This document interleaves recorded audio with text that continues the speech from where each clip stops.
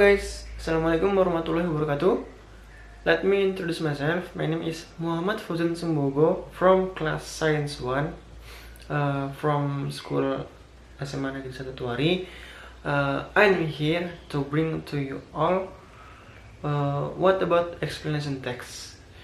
Mulai dari pengertian explanation text, kemudian tujuan explanation text, ciri-ciri explanation text, kemudian generic structure of explanation text. Oke, mohon maaf dalam video kali ini saya akan menjelaskan melewati handphone. Jadi sistemnya saya membaca lewat handphone, kemudian akan menerangkan kepada kalian materi-materi tersebut. Oke, enjoy this video. Oke, mohon maaf dalam video kali ini saya dibantu dengan media handphone untuk membaca sebuah materi karena materinya sangat panjang guys.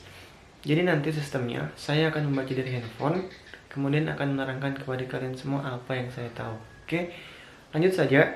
Yang dimaksud dengan explanation text adalah teks yang digunakan untuk menerangkan cara atau proses sesuatu yang terjadi, terutama yang berkaitan dengan fenomena alam, dunia ilmiah, ataupun sosial budaya.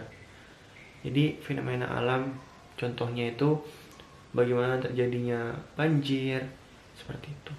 Kemudian yang kedua tujuannya adalah untuk memberitahu kepada para pembaca atau pendengar bagaimana sesuatu itu terjadi.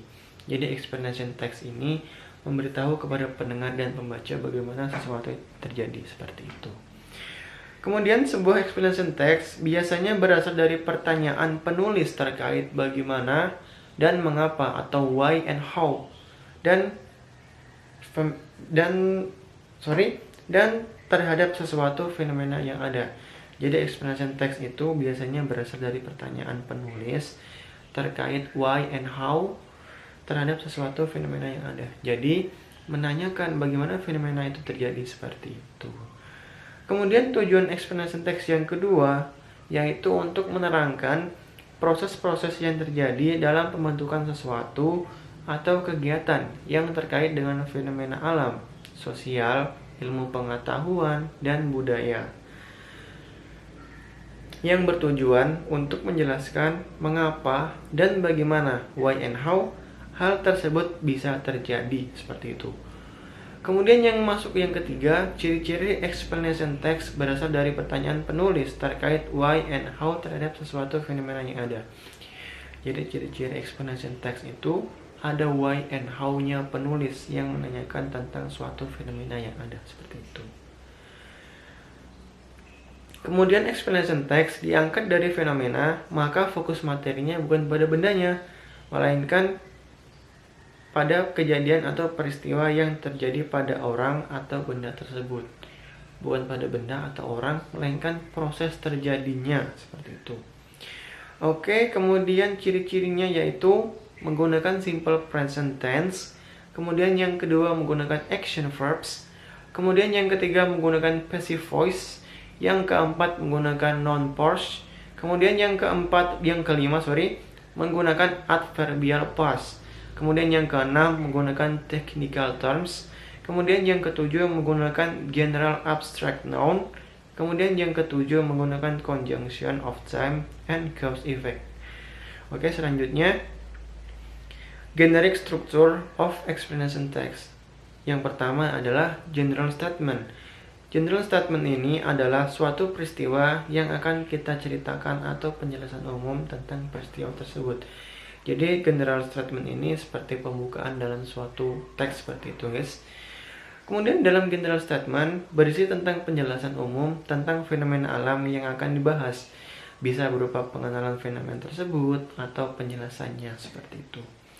Kemudian yang kedua adalah sequence of explanation, yaitu penjelasan mengapa dan bagaimana peristiwa itu bisa terjadi.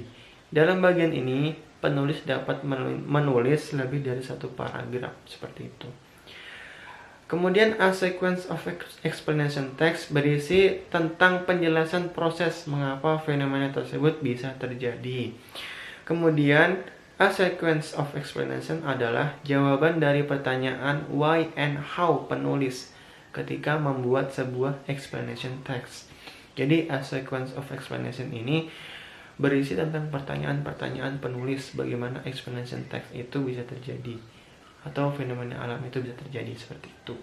Oke, maaf ada kesalahan teknis. Kemudian yang ketiga adalah closing.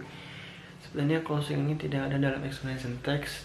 Dia masuk ke dalam sequence of explanation seperti itu. Tapi tidak apa-apa, kita baca saja. Closing adalah yaitu penutup atau kesimpulan dari cerita tersebut. Sebenarnya closing tidak tercantum dalam generic struktur dari explanation text, tetapi kebanyakan orang beranggapan bahwa paragraf terakhir dari sebuah explanation text adalah closing. Padahal paragraf yang terakhir itu merupakan bagian dari sequence of explanation seperti itu, yang berisi tentang langkah akhir yang dijelaskan pada bagian sequence of explanation seperti itu. Oke, sampai sini saja video yang dapat saya sampaikan dalam video kali ini.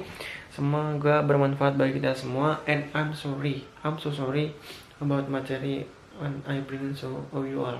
Okay, thank you so much for your attention and wassalamualaikum warahmatullahi wabarakatuh.